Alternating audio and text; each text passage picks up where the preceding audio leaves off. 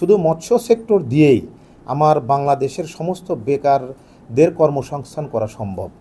আজকের আমাদের একটা ডিপার্টমেন্টের প্রজেক্ট বিদ্যমান সরকারি খামারসমূহে সক্ষমতা এবং উৎপাদন বৃদ্ধির লক্ষ্যে অবকাঠামো উন্নয়ন প্রকল্প প্রথম ফেজ। এটা কিন্তু আসলে শুরু, প্রথম ফেজ দেখেই বোঝা যায় যে এটা চলমান একটা প্রকল্প, এর পরবর্তীতে আরও হবে।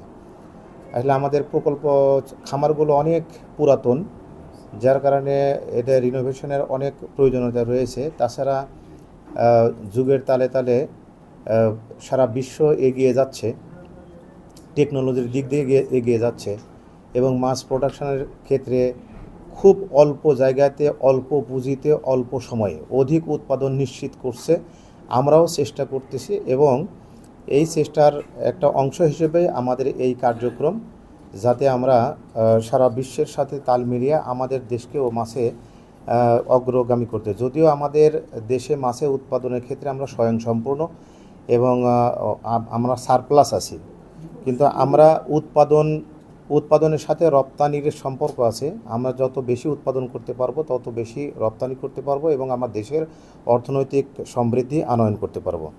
এই জন্য আমাদের খামারগুলোকে যাতে একেবারে আপ টু ডেট যান্ত্রিকীকরণ করতে পারি। যান্ত্রিকীকরণই শুধু না, যান্ত্রিকীকরণ আমাদের আসলে প্রথম দিকে ছিল মাছ পোনা ছাড়া হইতো আর মাছ মারা হইতো। তার পরবর্তী স্টেজে আসে খাদ্য প্রয়োগ, তার পরবর্তীতে আসে মেকানাইজেশন, এর পরবর্তীতে আসে আইওটি, একবারে ইন্টারনেটের ব্যবহার। আমরা এমন অবস্থা করতে চাই যাতে অল্প সংখ্যক জনবল নিয়েই আমরা আমাদের পুরা খামারকে পরিচালনা করতে পারি এবং অল্প সময়ের মধ্যে অল্প পুঁজি দিয়ে অধিক উৎপাদন নিশ্চিত করতে পারি। এটাই আমাদের মূল লক্ষ্য। আমাদের বাংলাদেশে আশা করি যে এই মৎস্য সেক্টরকে যদি আমরা সমৃদ্ধ করতে পারি, এই শুধু মৎস্য সেক্টর দিয়েই আমার বাংলাদেশের সমস্ত বেকারদের কর্মসংস্থান করা সম্ভব।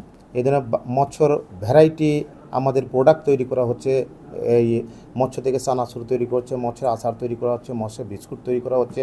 এরকম অনেক আইটেমের বাই প্রোডাক্ট আমাদের ভ্যালু অ্যাডেড প্রোডাক্ট তৈরি করতে পারতেছি। আমরা আশা করি আমরা যদি এই প্রকল্পকে সঠিকভাবে বাস্তবায়ন করতে এবং বাস্তবায়ন করবই ইনশাল্লাহ, এটা আমাদের প্রতিজ্ঞা, এরকম আমাদের প্রচেষ্টা সর্বদাই থাকবে।